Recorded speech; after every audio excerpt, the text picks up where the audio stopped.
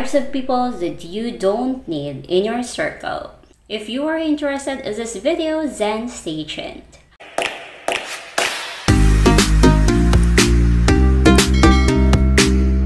Hi, this is Miss Lindy again. Welcome to this channel. This channel talks about motivations and insights.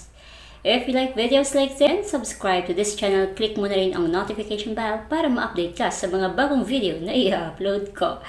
Ngayon, pag-uusapan natin types of people that we don't need in our circle. Number 1, people who are just there when they need us. Kasi may mga tao, di ba, na kakaibiganin ka nila dahil alam nila na may makukuha sila.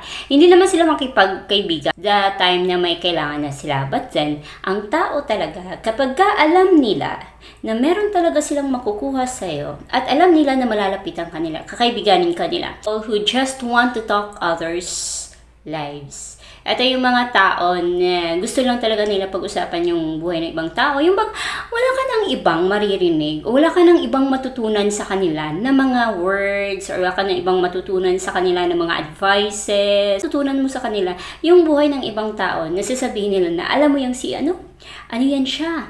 Yung mga ganito yan sila. You can talk to them, but not for a long period of time. You can sit with them, but not for a long period of time. Kasi, syempre, hindi mo naman sila maiiwasan talaga. There are some people na hindi mo talaga maiiwasan kasi nandyan na talaga sila sa circle mo.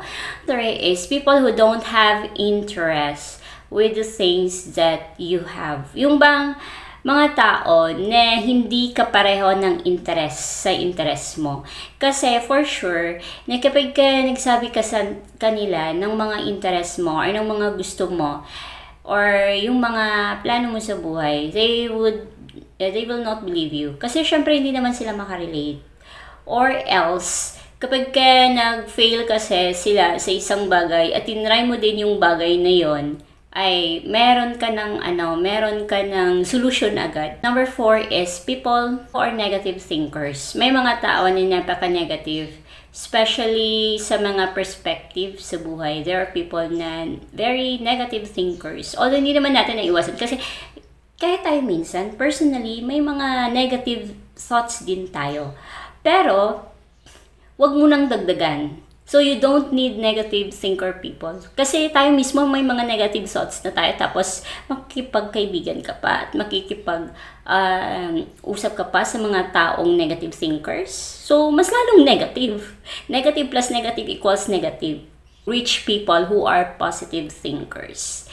Kasi doon, ma-uplift yung iyong sarili. So, you have to be friendly with those people who are positive thinkers.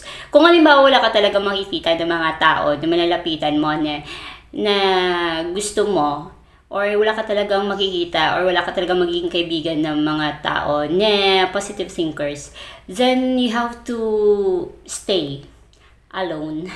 Mas mabuti ng ikaw lang. Okay? Hindi ko naman sinasabi na hindi ka na makipagkaibigan. Siyempre, makipagkaibigan ka pa, makipag-usap ka din. Pero, not to the point na you will going to stay with them every time they are there. Gano'n, kung saan sila, doon ka din. 5 is people who are liars. Ito yung pinakaayaw ko sa lahat. Yung mga tao na sinungaling.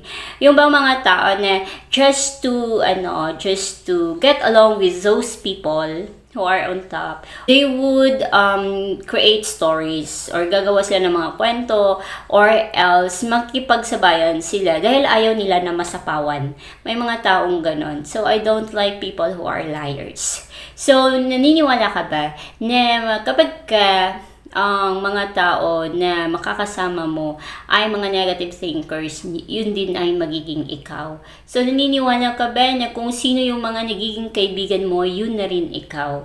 Kapag ano ang ginagawa ng mga kaibigan mo, kung ano yung mga nakahilig nilang gawin, yun na din ikaw kapag lagi mo silang kasama.